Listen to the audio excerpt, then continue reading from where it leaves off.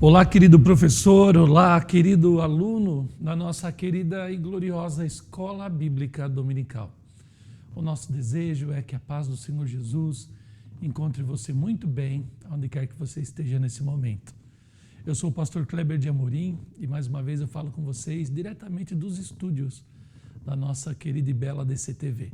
É um prazer poder estar todas as semanas com você estudando a Palavra de Deus, com as lições da Escola Bíblica Dominical produzidas pela nossa CPAD, a Casa Publicadora das Assembleias de Deus no Brasil, com a classe de adultos. Nós estamos no quarto trimestre do ano de 2023, estudando com o pastor Wagner Gabi, que é presidente das Assembleias de Deus lá em Curitiba, na capital do Paraná.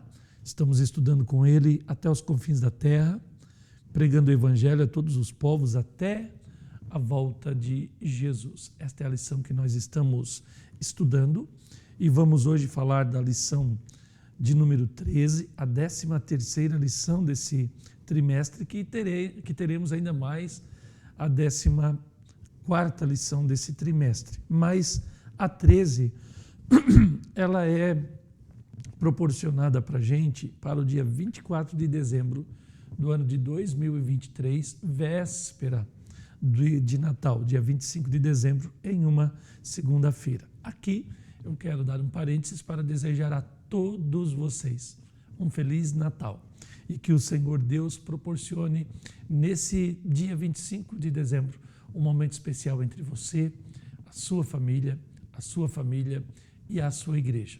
Que vocês possam então tecer essa rede de relacionamentos, uma família que se converte de pais para filhos, de filhos para pais, e uma família que se converte, ou se converge, melhor dizendo, à igreja local e se entrega para que o que Deus tem feito nessa família possa ser multiplicado na igreja local, em forma de ministérios, de dons, de talentos, não é? Numa multiplicação que a Bíblia chama de avivamento.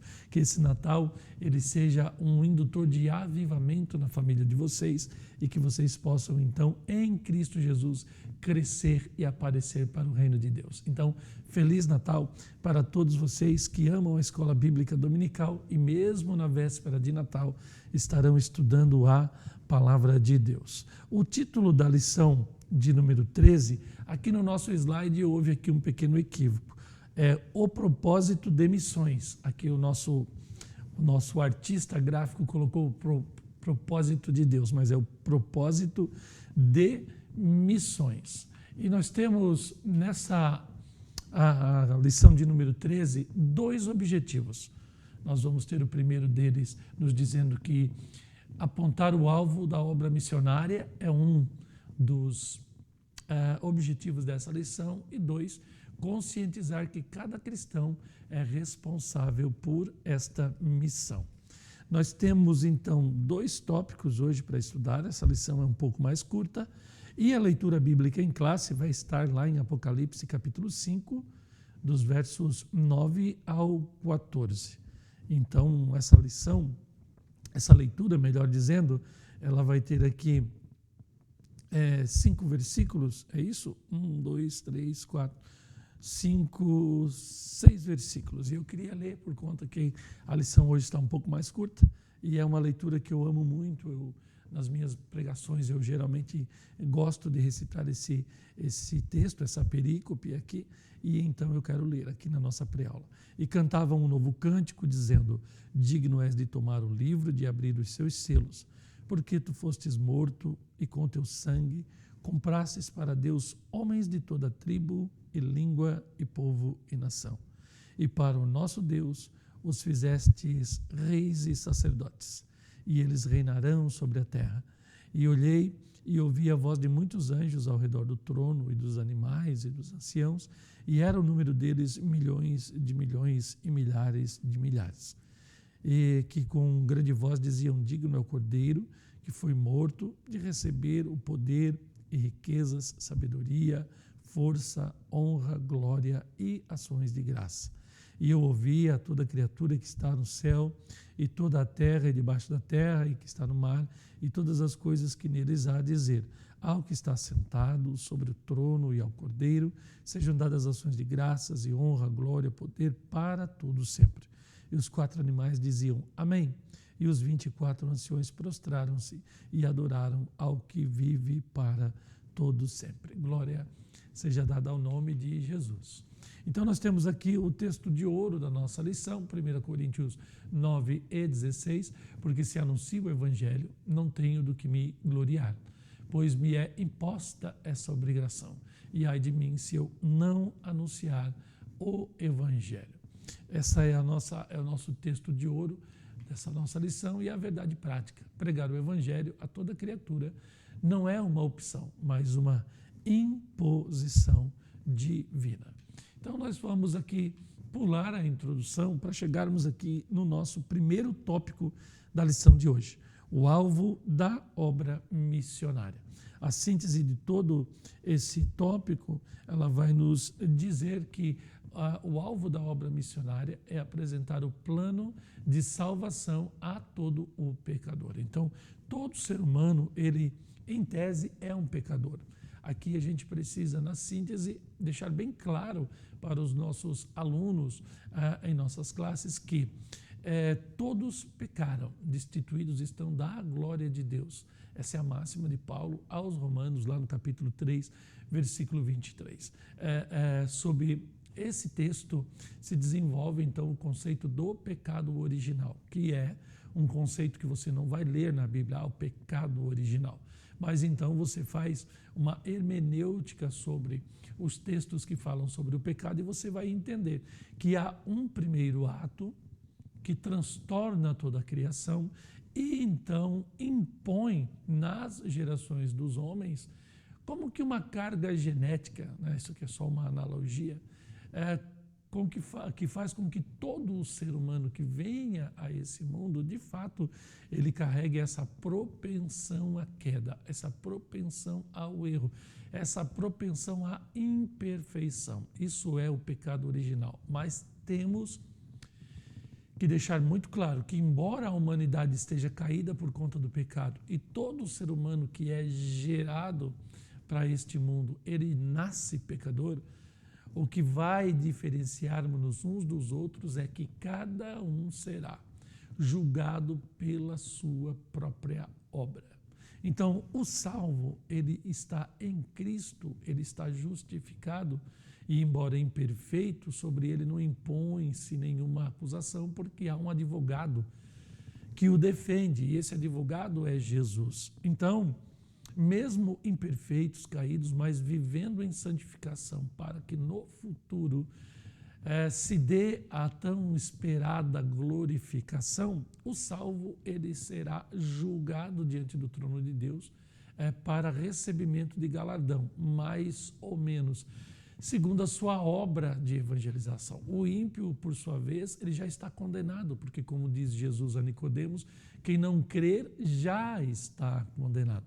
Então, este diante do trono branco receberá a paga dos seus pecados e então, conforme o nível e a gradação dos seus erros, ele então irá ser julgado pelas obras pecaminosas individuais e ele então será punido na danação eterna. Veja bem, então, a humanidade está caída, mas cada ser humano será julgado na sua individualidade. O salvo para recebimento de galardões e o ímpio para a gradação de punição. Então, todo pecador que nasce ao mundo, ele já vem com esta mancha, com essa nódoa do pecado. Por isso, cada ser humano da face da terra precisa ouvir o Evangelho. E o Evangelho, ele é a marca ou a insígnia da Igreja de Jesus. Todo salvo prega o Evangelho. Por isso que os tímidos não entrarão no reino de Deus, porque eles não pregam o Evangelho por questões de personalidade. Ele tenta não chocar, ele tenta não antagonizar, ele tenta contemporizar, não criar situações exasperadas de contradição, de embates, etc. e tal. E aí o Evangelho acaba não sendo pregado. O certo é que precisamos pregar. E aí, então, no primeiro subtópico, o fundamento da realidade salvífica. Aí temos aqui o texto da nossa lição, faço alguns destaques, como essa parte em amarelo. O propósito de Deus de redimir a humanidade, ela acontece desde o livro de Gênesis. Então você vai vendo desde o primeiro livro das Escrituras Sagradas que o nosso Deus sempre procurou salvar os seres humanos. E aí o texto de Apocalipse vai nos falar que há uma multidão de pessoas redimidas pelo sangue de Jesus. E isso está lá em Apocalipse 5 e 9, que a gente leu aqui na nossa leitura bíblica em classe. Porque fostes morto e com teu sangue tu comprou para Deus homens de toda tribo, língua, povo e nação. Então, nesse sentido, anunciar essa realidade salvífica para todo ser humano é o alvo sublime da nossa missão como Igreja do Senhor. E aí eu trago como subsídio para vocês a definição do que seria, então, a redimir. Redimir é o ato da redenção, fazer a reparação de um erro, de um crime, de uma falta. Ou ainda retratar, redimir os condenados de seus crimes, oferecer compensação a alguém por um dano, prejuízo, ressarcir. Então, esse ato de além do perdão, você reparar o erro, isso se chama redimir. Então, toda a pessoa, por exemplo, que está enferma, ela está sendo tratada, ela está numa remissão. Então, a remissão é o retorno ao estado original, a reparação daquilo que foi constituído de alguma forma, foi deturpado e adulterado, tudo isso é redimir. Então, nesse contexto, a teologia da prosperidade, que é muito propalada hoje em dia, a confissão positiva, que é aquela coisa da... a palavra tem poder, cuidado, hein? A palavra tem poder. Eu determino. Eu profetizo no sentido que eu estou, né, exigindo que aconteça. O uso de elementos materiais em liturgias sincretistas, né? Traga a sua carteira de trabalho, traga aqui a chave da sua casa, vamos ungir aqui o motor do seu caminhão, você que é caminhoneiro, vamos ungir aqui o seu martelo, você que é pedreiro, esse uso dessas coisas, né? Então, olha a lista que eu vou fazendo aqui para vocês, num contexto para você abordar na sua aula nesse próximo domingo. Então, a teologia da prosperidade, confissão positiva, essa coisa mística dos elementos materiais nas liturgias, né, que isso é tudo um sincretismo, é um misto ali de alquimia, com poções, com ideário de outras matizes de fé, se junta tudo, dá um sincretismo, e tudo isso com vistas a chamar a atenção do povo para algo material. Então não é uma fé que não é por vista, é uma fé que você precisa visualizar, que você precisa tocar, ouvir, é uma fé que envolve sentidos. É muito perigoso isso. Mas agora ainda a hipergraça, né? A hipergraça agora você vai vendo ela moldando as pregações, principalmente da meninada mais nova aí que está pregando nas redes sociais. Até outro dia eu vi um pregador da hipergraça dizer que Moisés, quando desceu o monte e viu o povo lá pecando, ele quebrou as tábuas da lei para o povo não acabar pecando.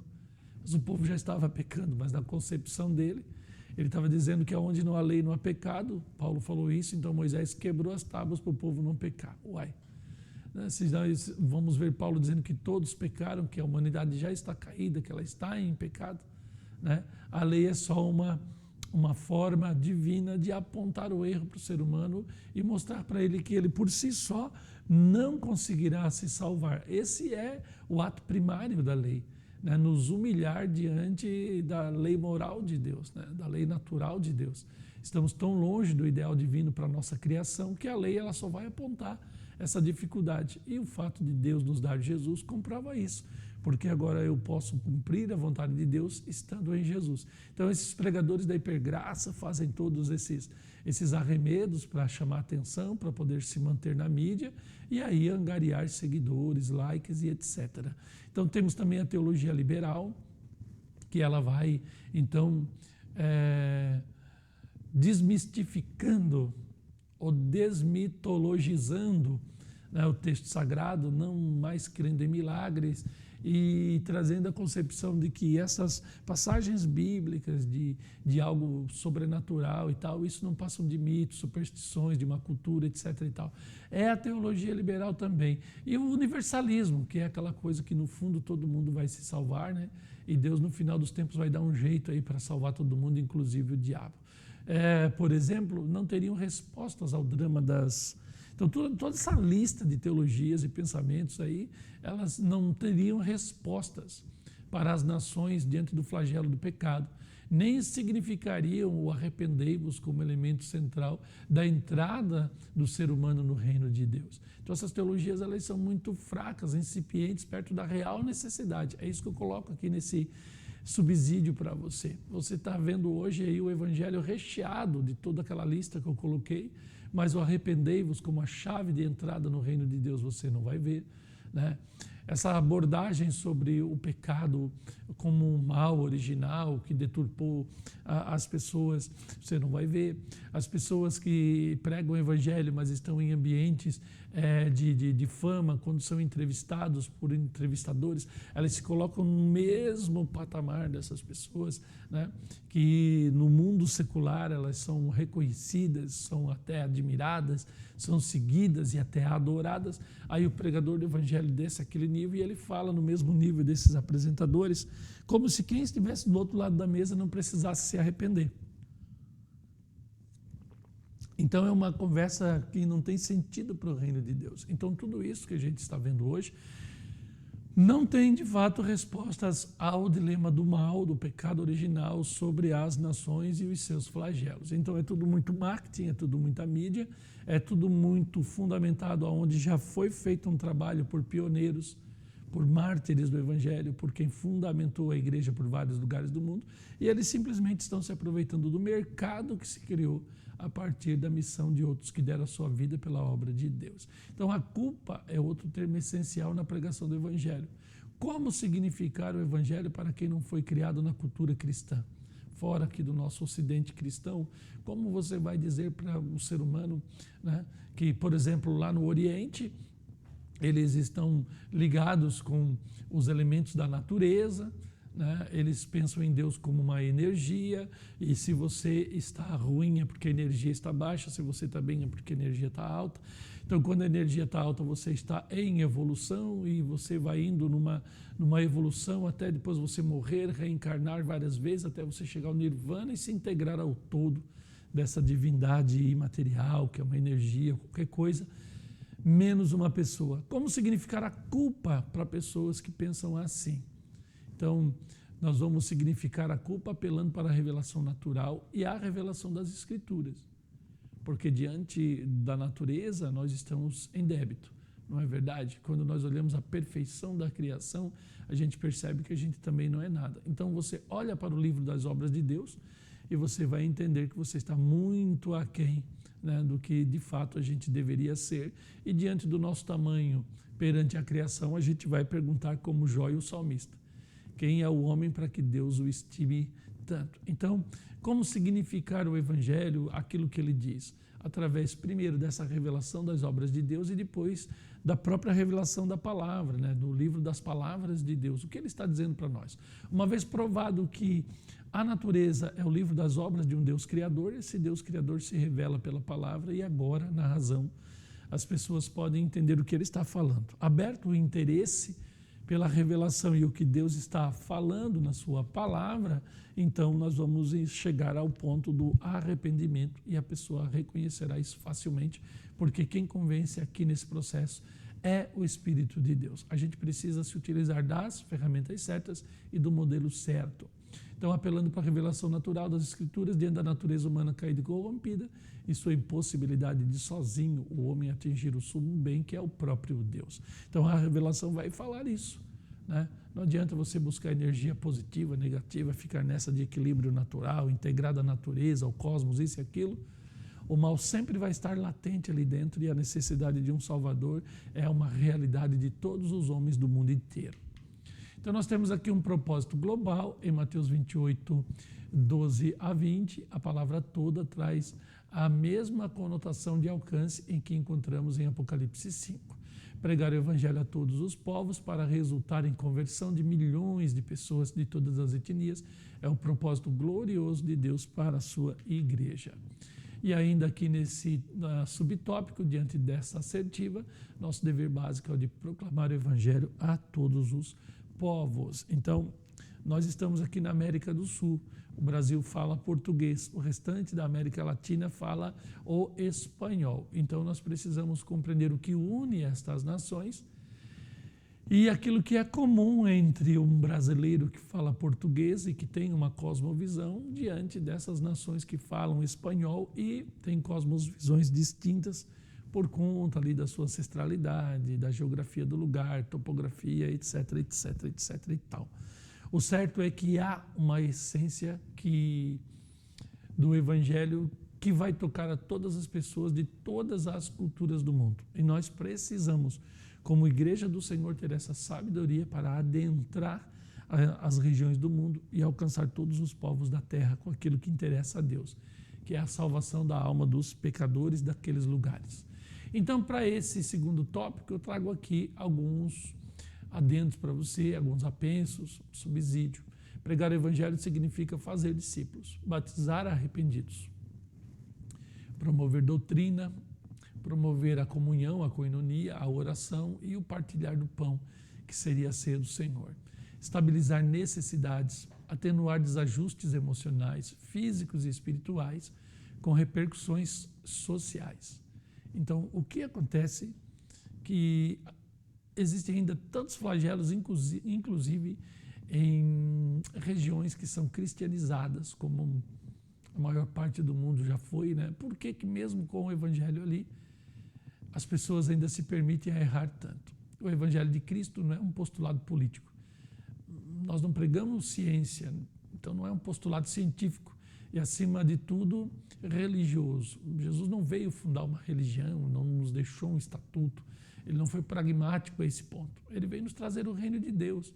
Ele veio nos trazer uma condição de estar nele para alcançar a comunhão com Deus. O que significa que questões temporais e seculares não podem ser os objetivos do anúncio do evangelho. Por exemplo, a política do dia a dia. A eleição do Grêmio Estudantil, a eleição lá do sindicato, as novas descobertas da ciência, né? As obras lá de uma cidade, enfim, essas coisas temporais e seculares não são o objetivo do evangelho. Vamos discutir aqui sociologia, vamos discutir aqui política, vamos discutir aqui antropologia e o que importa para a gente é ter o conhecimento de Deus e de fato nos entregar a unção do Espírito Santo para que o evangelho seja pregado. Mas os efeitos do evangelho são redentores e libertadores, o que inevitavelmente confrontará poderes mundanos e a impiedade humana. Então, a igreja, ela não está aqui para estabelecer um reino terreno, mas ela está aqui para influenciar, para profetizar as nações e os poderosos das nações. Só que muitas vezes a mensagem do evangelho vai na contramão do anseio dos poderosos desse mundo. E é aqui que nós começamos a ter problemas e infelizmente, muitas vezes, aflições. Mas no fim desse processo, os salvos são sempre alcançados. Então, mesmo que haja algum tipo de indisposição social por conta do confrontamento do evangelho ao pensamento do ser humano comum, no final o salvo vai aparecer, porque a luz do evangelho brilha para todos. Uns amam as trevas e vão ficar nelas. Outros querem sair das trevas e a luz é a redenção, e eles vão sair das trevas por conta da revelação que é oriunda da nossa pregação. Chegamos aqui no segundo tópico da nossa lição. Então, pregar o evangelho é a responsabilidade de todo cristão. E a síntese desse tópico nos diz que pregar o evangelho é a obrigação de cada crente. Então, no primeiro subtópico, temos aqui alguns pontos importantes a gente pensar. Como está a nossa disposição em levar o evangelho para todo mundo? É o texto da nossa lição.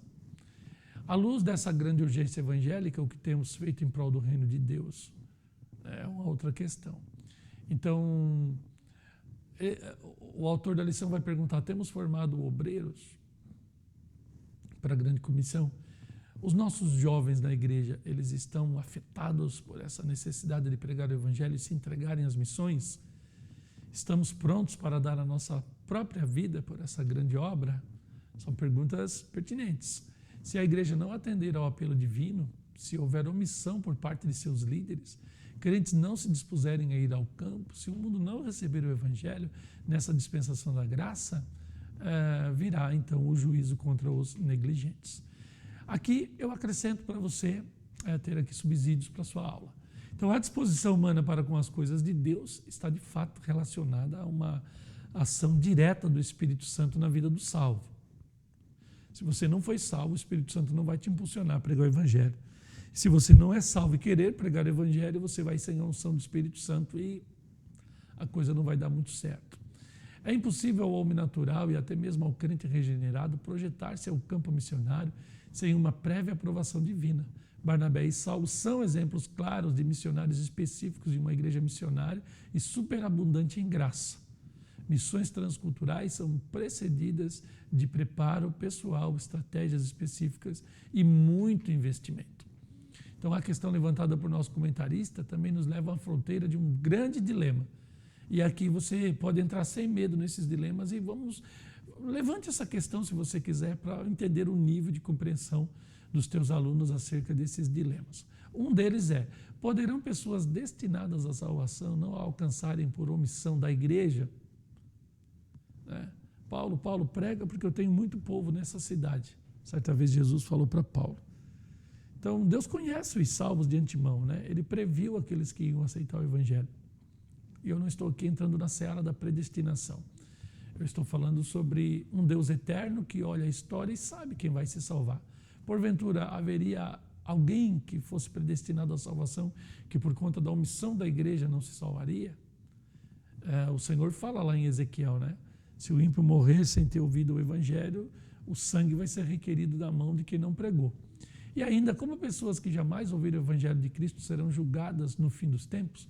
Então, se o evangelho não chegar a criaturas de todo o mundo e elas morrerem sem ouvir o evangelho, porque isso pode acontecer hoje em dia, porque nós temos a multiplicação das sociedades, do crescimento demográfico, muitas vezes exponencial nas regiões mais necessitadas do mundo, diferentemente das regiões mais avançadas, evoluídas, desenvolvidas, onde o crescimento vegetativo das sociedades é muito baixo hoje em dia.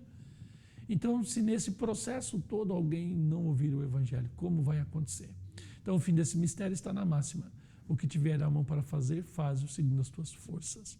Há um Deus que lá do céu coordena cada salvo no mundo e Ele sabe das necessidades e Ele vai colocando as peças no lugar certo e no final Ele vai fazer o que lhe apraz. Mas cada um deve fazer o que ele tem a mão para fazer segundo as suas forças. Seremos julgados pelo uso dos nossos talentos, como Jesus nos ensinou nas parábolas. Indo para o final da nossa lição, então, pois me é imposta essa obrigação. O apóstolo Paulo via a responsabilidade de pregar o evangelho como uma obrigação imposta a ele. Então, isso tem dois sentidos claros. Primeiro, é uma obrigação, e segundo, há uma punição por ele não pregar. Pregar o evangelho, então, é uma obrigação. Nesse sentido, é um ato de obediência a Deus. E pregar o evangelho não é uma opção para o cristão, mas uma imposição divina. Então, não há como ser salvo, como já foi falado nessa pré-aula, sem se ter o desejo de pregar o evangelho. E pregar o evangelho não é só convidar para ir numa igreja, mas é você dissecar a revelação para o pecador, para que ele então seja tocado pela palavra de Deus e não pelo nosso convite. Então, como subsídio para esse nosso último subtópico dessa lição, eu coloquei para você que não há cristianismo dissociado do anúncio do evangelho. Logo, não há cristianismo pleno na vida de quem se recusa a testemunhar Jesus.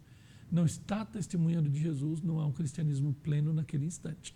Ou ainda, é impossível, quando tomamos por base a Cristo, os apóstolos e a igreja primitiva e seus mártires, declararmos-nos cristãos e não exercermos o privilégio de proclamar, de anunciar e ensinar o evangelho. Algumas analogias nos ajudarão a compreender essa verdade. Seríamos então como um carro sem pneu, avião sem asas, filho sem mãe, mãe sem pai, etc. Não há evangelho sem proclamação do mesmo. Então nós chegamos aqui à conclusão da nossa lição de hoje, da nossa pré-aula, e como eu disse, desejo a vocês todos um feliz Natal, né? Porque estamos na véspera de Natal, dia 24, quando estaremos ensinando essa lição. E junto eu peço que você ore por todas as pessoas que estão envolvidas aqui nesse nosso expediente e que você possa ter nesse próximo domingo uma aula muito abençoada e que seu coração fique feliz ao final, sabendo que você conseguiu chegar aos objetivos da lição e do Espírito Santo que inspirou toda essa obra. Que Deus te abençoe. Até a nossa 14ª lição desse trimestre, na nossa próxima pré-aula. Que o Senhor te abençoe no nome de Jesus. Amém.